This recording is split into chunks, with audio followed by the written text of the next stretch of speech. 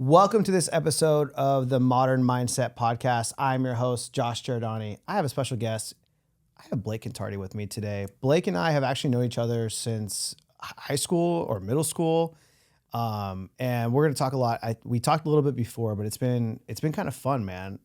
Watching you come in the industry, I think you and I connected again a couple of years ago, and you've just made an impact in the real estate industry. So I'm excited to talk about a lot of different shit today. Maybe some motivation stuff, some business stuff. A lot of different stuff. Welcome, man. Yeah, thank you so much. Stoked to be here. Of course. It was great catching up before, and a couple of times we've seen each other down in Carlsbad at the beach, running or whatever we're doing, meditating. It's been amazing watching your growth as well. Thanks, it's cool to see your new office too. Congratulations. Thanks, bro. Appreciate it. So let's just get into it. First, actually, let's talk about your history a little bit, like where you're from, all that good stuff. Kind of a quick little bio of Blake Cantardi. Yeah, and then we'll get into some of the other stuff. Yeah, third generation from San Diego, born and raised in Vista, oldest of four boys. I've moved away a couple of times. I went to Arizona once, actually twice, and went to Hawaii once. Cool experiences, but San Diego is for sure my home. In terms of my work path, I started in the golf industry. I worked at Twin Oaks Golf Course. It's my very first job, which really taught me a lot about leadership and basically managing people. I was really young. I was, 14 and a half, had a work permit out there picking up baskets and doing this and that. By the time I was 18, I was managing 25 guys who, at the time, it was their third job. They were just working there for free golf. They didn't want to listen to some young punk, but it taught me a lot because, getting down and dirty, for lack of a better word, doing what I'm telling them to do, really got me some respect in that aspect. And then I started working for Deepak Chopra right here at the La Costa Resort. I worked there for 10 years, had no idea who I was working for, didn't know anything about meditation or yoga or anything like that. 6 months into the job, became certified as a meditation instructor, learned a lot about life working there. Many interesting people from A-list celebrities to everybody in between. And it really taught me a lot about what matters in life, right? A lot of these people were coming to the Chopra Center because they had stage 4 cancer. They were going through a divorce. They were going through some kind of life transition. But also on the outside, you look at these people and they have as much money as you can imagine, right? So for me, it put life into perspective. People are telling me at a young age, I'm 21, 22, 23 years old, and they're telling me, family is what really matters. Your health is what matters. And at the time, I'm partying, I'm trying to go to I'm trying to go to Vegas next week. What does that look like? So that really instilled something in me, right? And then I'm an emotional guy, so being there and hearing the stories over and over and over, I'd leave work and I'd feel like I ran a 5K mentally, That's because you're Italian, buddy. We have a little emotional in there. It's little softies, yeah. And then after the Chopra Center, I left and took a little sabbatical, was trying to figure out what I was going to do with life, kept meditating on it, and something kept coming up about golf again. So I applied at the Bridges Country Club in Rancho Santa Fe, started there in outside services, moved into the pro shop, got promoted up there.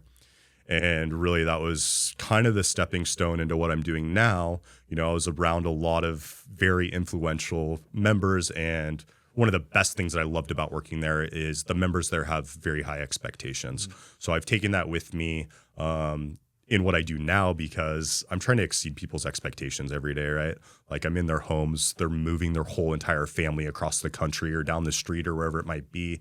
And it gives me an opportunity to already know what they need, because I've done that move before. Maybe not for the same family, but it's the same story. Somebody got a job offer somewhere. Maybe there's an ailing parent somewhere and they have to go be with the family or whatever it might be.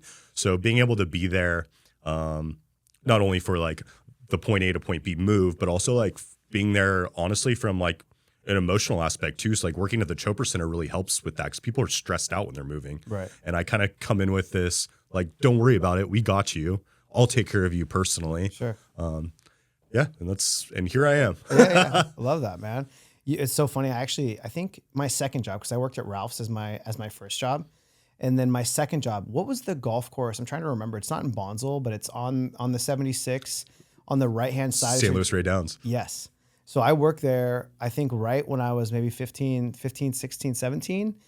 And it was funny. I was a cart boy picking up golf balls and I was golfing a little bit, but that job was so much fun because it was just like, you just walk around and like meet people all day long and listen to like some of the old guys talk and tell their fish stories or business stories, whatever it was. But I loved that job as a young kid. I feel like anyone young, they should definitely go work at a golf course. It's a good time. 100%. Yeah. My grandpa always told me, he's like, the biggest business deals in the world are done on a golf course. Right. Sure. And so when I worked at the Bridges specifically, there was a lot of young bucks like myself who have become very successful. Yeah. And I would see them like on a Wednesday at 10 a.m. playing golf with clients. And I'm like, I want that life. Yeah. And like fast forward 3 years later being in the industry, now I'm taking real estate agents out and playing with clients and what have you. And it's so true. You know, I was just talking to Nathan Wood about this. You know, the parallels with life and golf, right? It's like there's no other place in the world where you can be with somebody for 4 hours in a golf cart and you can understand exactly what their personality is. Like, do you want to actually do business with a person who's cussing and like throwing a club? Like, we're not pro, bro. We're just out here having fun. You know? Yeah. No, that's so true. I totally agree 100% with that. I'm actually right now, a big goal, actually me and Nathan's big goal is to get better at golf. So we have kind of a bet going right now for both of us to shoot under 90 by next year, like beginning of next year. So I've been taking lessons and trying to get better. And it's one of those things as like a business owner or just in business in general, we don't, like as we get older, we don't have hobbies. And trying to find something that you can just go and enjoy and go with your buddies and, you know, hang out for 4 or 5 hours and get out of the house and get out of the office and try to separate. Something that I've been doing is turning my phone on Do Not Disturb while I'm out there. And just be in the zone, so to speak, or just being able to have conversations in the cart. It just allows like for a little bit of peace, even though I suck at golf. So it's not very peaceful because I suck, but like not having to deal with the work stuff a little bit. Yeah, you're out in nature, you're compartmentalizing, like you said, makes it nice. And I've never been able to do that. So it's something that I'm trying to get better at. It's one of my goals. Yeah. You will. All right, bro. So let's talk about when you and I reconnected 2 years ago. And I think I said this in the beginning of the episode. You've been everywhere, right? I've seen you constantly at all these events, and I think like, and I said this before we started. I'm like, man, you would, regardless of what industry or what career path you did within real estate, you would have been successful. Whether that was as a realtor or title rep, whatever it is, like you would have crushed it because you have, like, I think I could speak for a lot of people. You've been everywhere and you've met a ton of people in the industry very quickly. And it's really cool to see that. Like, I don't think a lot of people can do what you did in a very quick period of time. So talk about like a mindset of doing that and getting into this industry and just trying to like peel a piece of the pie for yourself and the business that you've created. Yeah. No, thanks for saying all of those words. Yeah. For me, I think, you know, to go back, like if you look at my Instagram, you know, I'm like doing fun things and having fun with the moving industry and all of this. But behind all of that, you know, there's a journey that happened, right? Right. At a certain point before I got into the industry, I, you know, was partying a lot, just trying to figure out my path. And, you know, I went into rehab for 57 days away from my family. And to be honest with you, you know, there was a moment while I was there where I got close with my faith and really had to dig deep to like figure out what matters in life. And my whole goal, like when I left there, was like, I need to be able to wake up every morning to like do something that like is making a difference, but also makes me happy. Like, what does that look like? And luckily for me, I met a gentleman who's the owner of the moving company, and he's been sober for 10 plus years.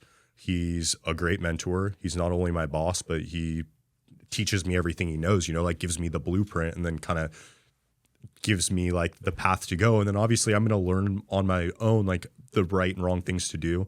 You know, what really helped me was, you know, I'd never had an Instagram page before I started this job, and that really helped. And like, for me, I like to look up to people. I like mentors, role models. Like I look up to people like you. I look up to people like Ollie, like all these people that are in the industry, Seth O'Byrne, Lloyd O'Neill. Like I look up to these people and I see the things they're posting, right? And they're posting about something in the industry, but I'm able to kind of like recreate that in my own way, right?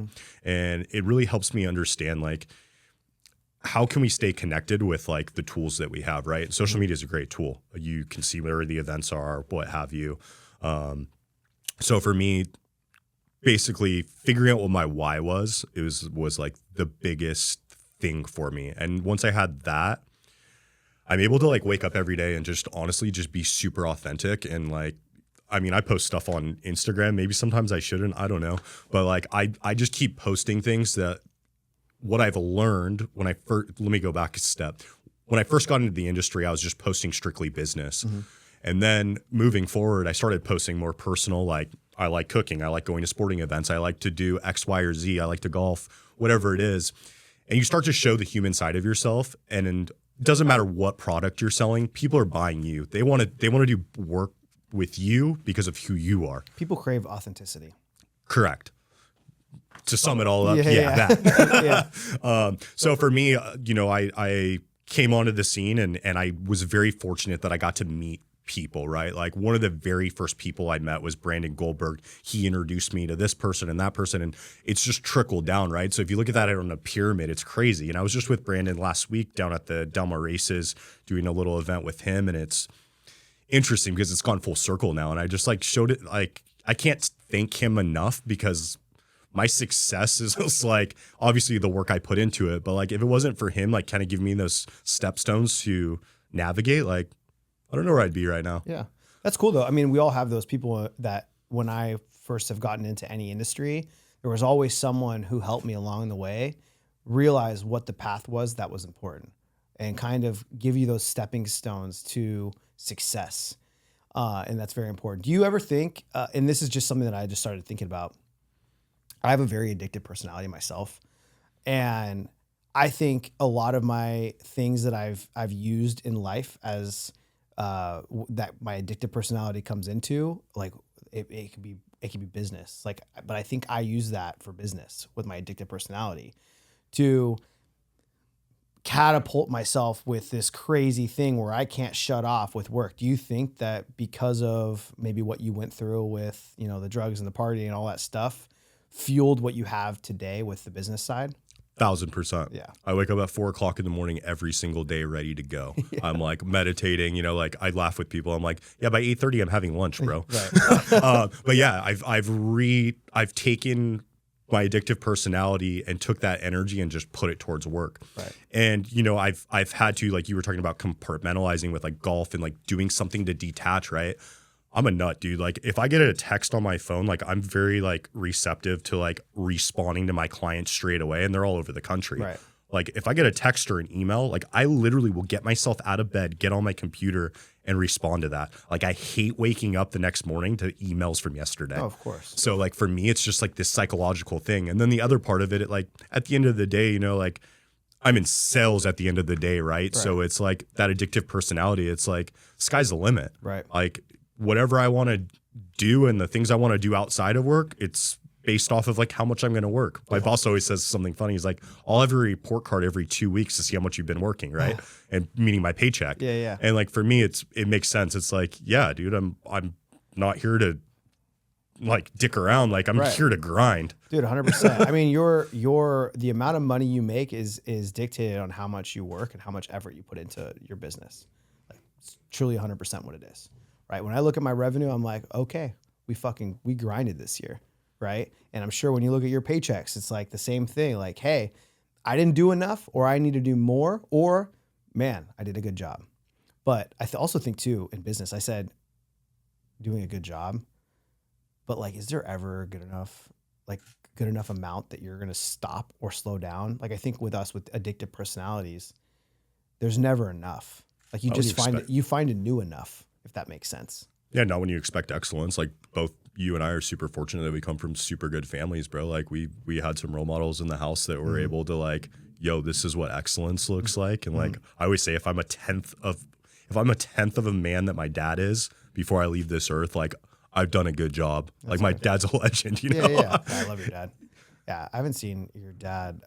For those that are listening, we've known, like, our families have known each other for a long ass time.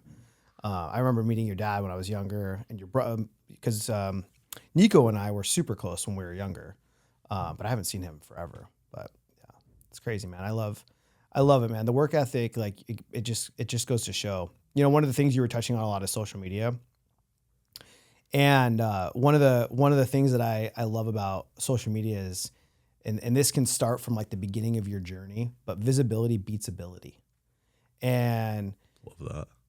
at a certain point, your ability needs to beat your visibility. But if your visibility is so much that you don't have the ability yet, you can outwin and outwork people without actually working them, if that makes sense. 1,000,000%. Yeah. So the one thing, so I started posting on social media about 2 years ago, like very, very consistently, and the market was slowing down. I was trying to figure out, like, man, how do I get in front of more people? How do I get more business without being everywhere like I was once before? Because I was constantly going to happy hours and I was constantly going to this and that. And it's exhausting and it's draining. And you're giving so much energy to so many people. But then I realized, I'm like, shit, I have all these followers on Instagram. Why not just post more and connect on a different level, whether it's authentic or whether it's, you know, talking about business and things that I'm looking for or tactics or things that I'm doing. And it's crazy how much you can see with success on that from a visibility standpoint without even being anywhere. It's incredible. I to that point, you know, I was thinking about being on this podcast and just like different ideas and this and that. This might sound a little morbid, but like the other day, like I was telling you about my grandma, she was in the hospital, like my whole family's there. And I had posted a picture like bedside with her, and it's not a random person, it's a follower, DMs me and is like, hey, sorry to hear about your grandma. I just lost my grandma last week. By the way, I'm moving. Like, you know, you never know, like the information that you're putting out there, like what's going to touch people, right? So there's like millions of eyes out there. So whatever it is you're posting, it's going to hit somebody. And whoever that person is, like, was meant to see it, right? Dude, if it touches, like if you can share a story that connects with someone, even if it's one person, like I wouldn't care if there was one person that listened to this podcast episode and got one positive thing out and other people that didn't watch it, like, dude, that's all that matters to me. Because there are those text messages that you get where you post something that's relatable to what other people are going through. And all of a sudden it's like you have that one person that reaches out to you that, like, man, that touched me. Yeah, you give them, like you said, you're authentic. You give people the okay to be okay, right? Yeah, 100%.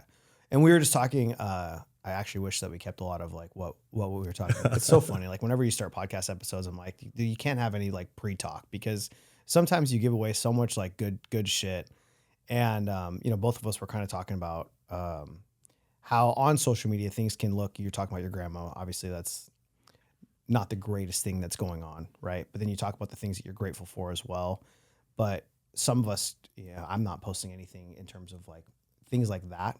But maybe deep down, people can be going through something deeper than what's visibly out there, you know. And this social media world is made up of, you know, a facade, right? Of what, you know, what's the word I'm looking for? Like where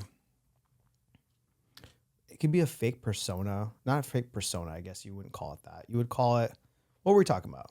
We were talking about, yeah, I think just, you know, anybody can go on anybody's feed and see like this lavish lifestyle or what, like happiness and all of this, but you don't know what that person's going through. Like I shared with you like a couple of things that are going on in my personal life, you know, and like you wouldn't know that because, I mean, you might know pieces of it, but you wouldn't know that because I'm still like trying to be out there like for the greater good, right? Like I have to wake up every morning, like I said, and put on that face and get out there and like go do what I need to do, because the thing that I'm most worried about, and it's not even that I'm worried about it, is my future, right?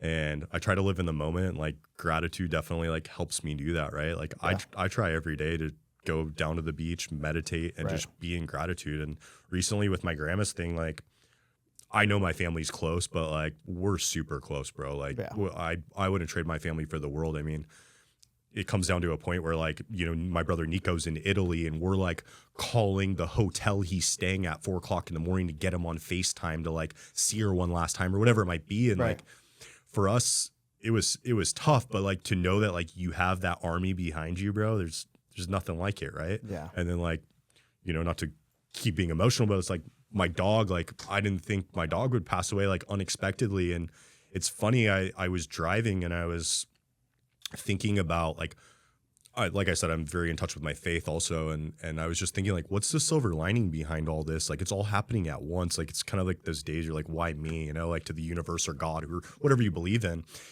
And then I started to think about it. And I'm like, man, God's just making me, or the universe is just making me like very thick skinned for like the inevitable of what's about to happen. Mm-hmm. And like, that's the silver lining. Right. And it's like, I had this aha moment in the car and it's just like, I was at peace with that. I was okay with it.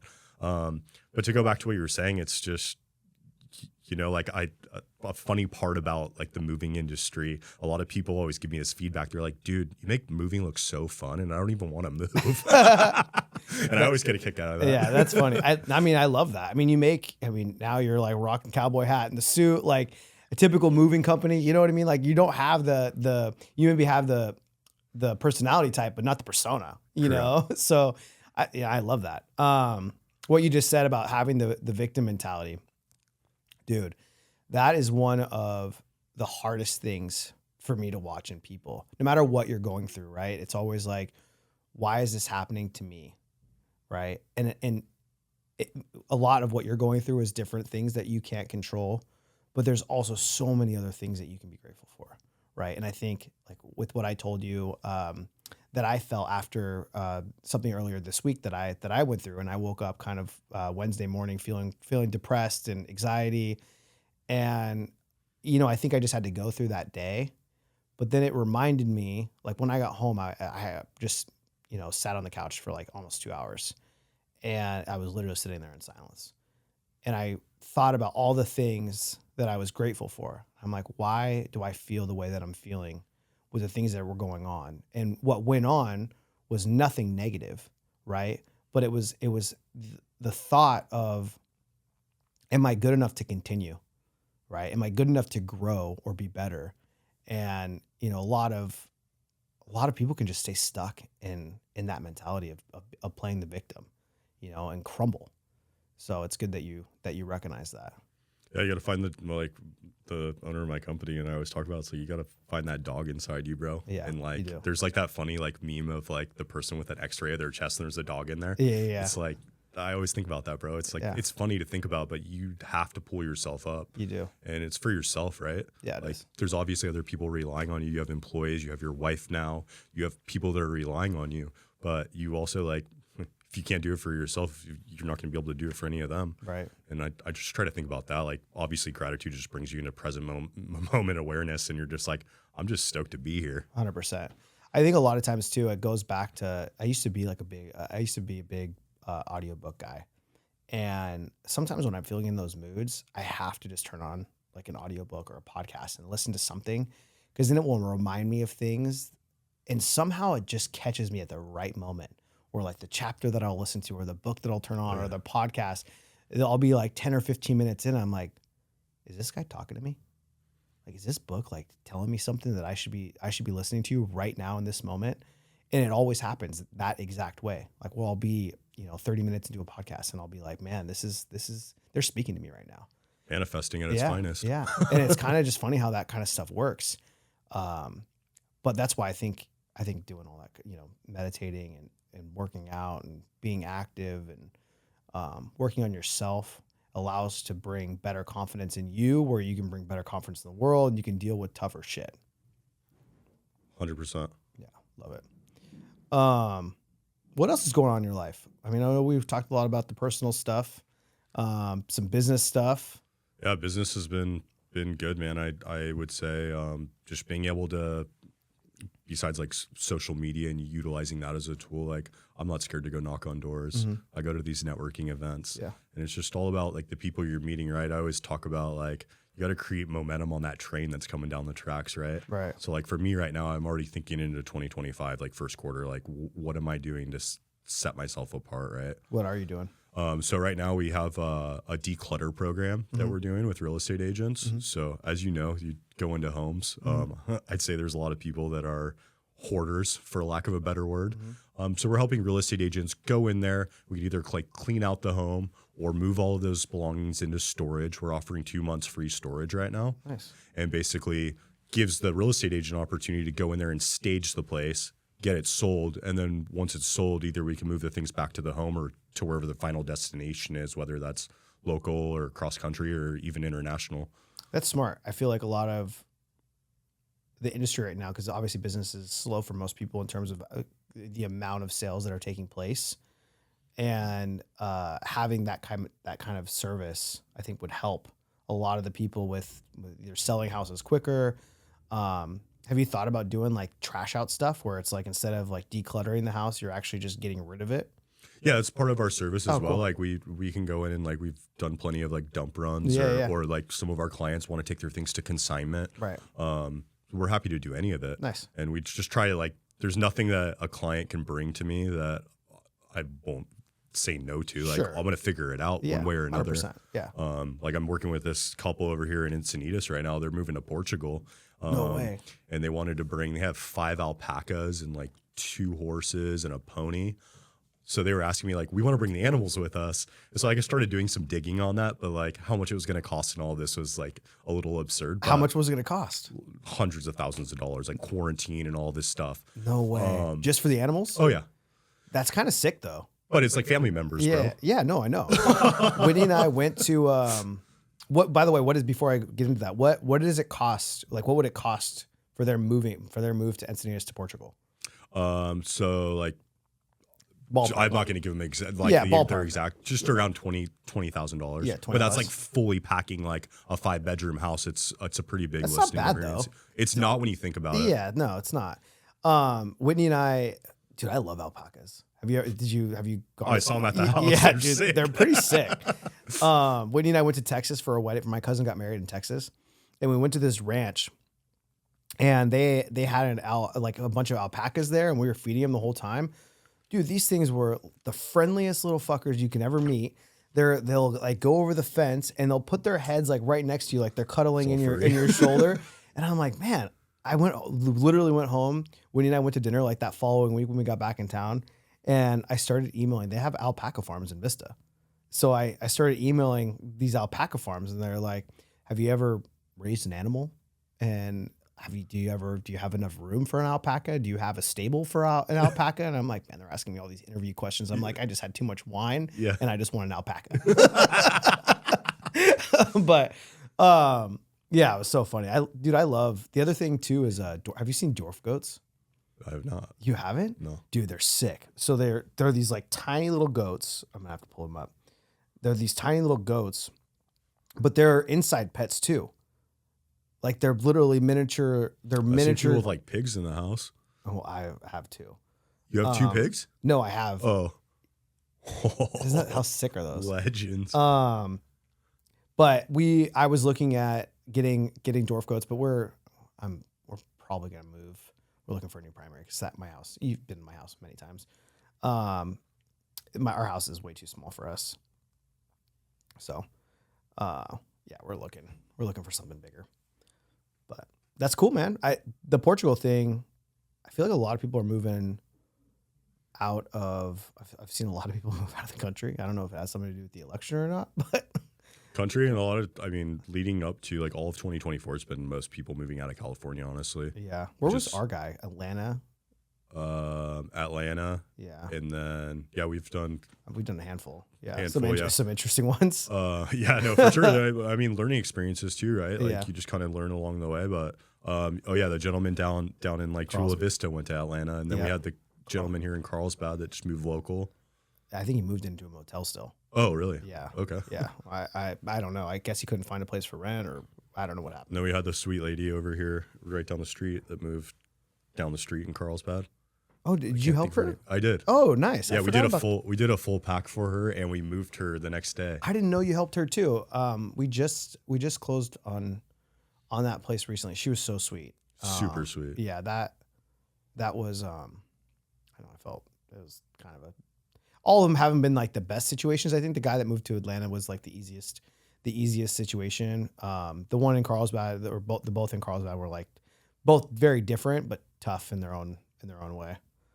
Yeah, no, I mean, first and foremost, appreciate the business, number one. And then number two is cool to reconnect with you and 100%. just like talk through the details, right? I mean, even after those like jobs were done, we were talking about like some intricacies with them, right? Like just making sure that everyone's taken care of and like that we're feeling good about your client and my client now that's a mutual client. Yeah. So we were talking about dating. We can talk about dating. Yeah. How's the single life? Man, it's new. It's interesting. I think it's been 6 months or 6.5 months or so. Right. Yeah, I got back onto online dating. That's interesting, but I'm like more old school. Like if I see a girl that's good looking, I'll go say hi and exchange numbers, what have you. My thing is just authenticity, man. Like you can see something on a dating profile and you meet the person, you're like, where's that person? Totally. Like, not a big deal to me. People can drink around me, whatever, but like a lot of times I see like, oh yeah, I'm sober too. And like a funny story, went to Casa de Bandini, oh yeah, I'm sober too. Mm-hmm. Orders like you've been to Casa de Bandini, like the fishbowl margarita. Those things are dangerous. Absolutely shit canned by the end of the date. And I'm like, wait, where's the girl that I've been talking to? What happened to your sobriety? Yeah. Have you been sober for 2 days? Yeah. It's been interesting though, bro. I think we were talking about this before, like as I'm getting a little bit older, like I want to have a family. I want to meet that person, you know, but I also know that I have a very big personality. I also have a lot of non-negotiables. I become very picky. Like I'm not just going to settle. Right. Like, so let's keep digging, I guess. Yeah. Well, we were talking, I think that's why it came into play when we were talking about kind of like what people are going through behind the scenes. Cause like when we, first reconnected, you were dating someone, obviously like that's not happening anymore. I couldn't even like, cause I think we're the same age, right? You're 37. Yeah, 36, just turned 36. Okay. Yeah. So I turned 36 in January. But like the dating life nowadays, like Whitney and I's friends, some of them that are single, it's just watching like the dating pool. It's getting slimmer and slimmer. At least for you can go younger. For them, like their only option is to find a divorcee that probably already has kids. Yeah. At this stage in life, so it becomes challenging. And I remember, I went on a dating. I'm the same as you. I love authenticity. Whitney and I met through a work event, and all my past relationships were through that. Like every Hinge or Tinder date I ever went on, it was either a catfish or like, what am I doing here? You know? And it's like, I would much rather, not that bars were a good place to meet people, but I would much rather meet someone or I'm bumping into them at a bar than like on a dating app. Yeah, I always laugh. I'm like, I'm not a bonus dad. My name is Blake. I love that. Big plans. We can finish with that. Big plans with next couple of years. Like, what are your goals for, let's call it like the next 2 years and the next 5 years? Yeah. I think like this year was like definitely something, learning and basically open a new territory in Arizona. And that's been going okay. I'm not living there anymore. So like trying to go back and forth and support that from San Diego now instead of vice versa. Mm-hmm. But just honestly, just hone in on San Diego. Like I'm super lucky to know the people that I know here and just really try to like get close with my power partners and really just try to keep blowing it out of the water. I think there's an opportunity to, grow San Diego as big as we have our headquarters up in Los Angeles. Mm-hmm. And hopefully we can mirror that down in San Diego, right? Like have our own warehouse down here and things like that. So that's definitely a goal on the business front of things, mm-hmm. right? And honestly, like when real estate agents or anyone in the industry thinks of a mover, I hope I'm the first and only person they think of, right? That's good, man. So like try to build that rapport and reputation and just kind of keep that going. Just make more friends. That's Correct. all it is, yeah. And then, on a personal level, like, find my queen and travel a little bit. I definitely love traveling, so definitely want to go travel back to Europe a little bit. Nice. New Zealand's definitely on the bucket list. On the bucket list for sure. Cool, man. Well, I appreciate you coming on. Yeah, thank you so much. It was awesome chatting, catching up. Thanks everyone for watching. Make sure you like, subscribe, leave a review, comment below, whatever you want to do. And we'll see you guys on the next episode. Peace.